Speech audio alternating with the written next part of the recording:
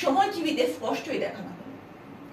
তো যাই হোক, এর মধ্যে এভাবে যখন চলছে, কিন্তু কিছু শত্রু যেটা আমার হসপিটালে ছিল, মেয়েদের কিন্তু একটা বিশেষ লেভেলে যাওয়ার পর অনেক শত্রু ডেভেলপ করে ছিল, তো তারা কেন জানি আমাকে এখানে মানে মামলাটাকে জড়াতে চাচ্ছিল, যদিও এটা একটা প্রোপাইটারশিপ কোম্পানি, মালিক আমি না, এবং এটা পুরোপুরি ওদের পরিবারের একটা। তো যাই হোক, তো তখন মানে 1 মাস পরে এই মামলাটাতে জিবি হারুন আমাকে, তখন উনি ডিসি ছিলেন, উনি আমাকে জিজ্ঞাসাবাদের জন্য ডাকলেন।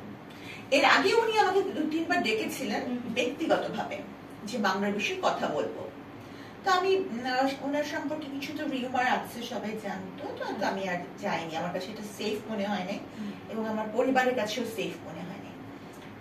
আমি যাই হোক, তো এরপর যখন আমি 12ই জুলাই ডেটটা, মানে জুন মাসে কিন্তু আমার হাজবেন্ডরা অলরেডি গ্রেফতার, জুলাই মাসে আমাকে জিজ্ঞাসাবাদের জন্য ডেকে এনে এই মামলায় গ্রেফতার। কত সালে এটা?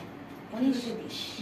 আচ্ছা, 2019 একদম শেষের দিকে। আমাদের বাংলাদেশে কিন্তু 2020 সালে করোনা আসছে, মেবি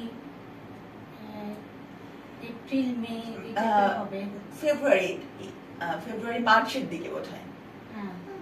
বাংলাদেশে কিন্তু 2020 সালে এটার প্রাদুর্ভাব হয়েছে। যাই হোক, তো তখন আমাকে জিজ্ঞাসাবাদের জন্য ডেকে গ্রেফতার দেখানো হয়।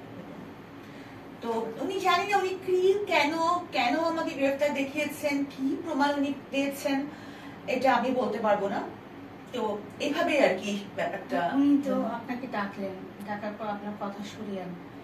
উনি যখন আমাকে ডেকেছিলেন ব্যক্তিগতভাবে 2-3 বার, তখন আমি যাইনি। এই যে ছিল উনার আসলে কি ছিল আমি এটা বলতে পারছি না। উনি আপনাকে মনে হয় যে ওনার রিপোর্টের উপর ভিত্তি করে আপনাকে অ্যারেস্ট করা হলো, নাকি হচ্ছে আপনার হাজবেন্ড, এক্স হাজবেন্ড আপনার নাম বলেছিল? না, এক্স হাজবেন্ড আমার নাম বলেনি। হ্যাঁ, কারণ রিমান্ডে ওনার কোনো 164 নাই।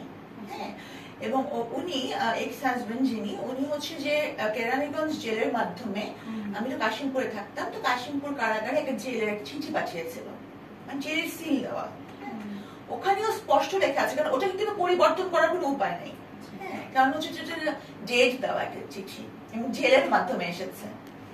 ওখানে উনি স্পষ্ট বলেছেন যে এখানে আমার কোনো সম্পৃক্ততা নাই, চিঠির মধ্যে লেখা আছে যে তুমি তো আমার জন্য সাফার করলে, তোমার তো কোনো সম্পৃক্ততা নাই। তো যাই হোক, আমি জানি আমি নির্দোষ, এখন পর্যন্ত জানি, এবং আমি আমার মৃত্যুর আগ পর্যন্ত এটা এস্টাবলিশ করার জন্য বলেই যাবো এখন। আচ্ছা, আমরা ওই দিনটার কথা শুনতে চাই, যেদিন আপনাকে অ্যারেস্ট করা হলো, সেই দিনটার কথা। আচ্ছা, সেদিন তো আমি হসপিটালে অ্যাজ ইউজুয়াল হসপিটালে গিয়েছি। তো হসপিটালে গিয়ে আমি আমার রুমে বসে রুগী দেখছি। তো কিছু গণমাধ্যম কর্মী আসলেন আমাকে মামলার ব্যাপারে, কারণ জল্পনা কল্পনা চলছিল, মানে আমার এগেইনস্টে কিছু মানুষ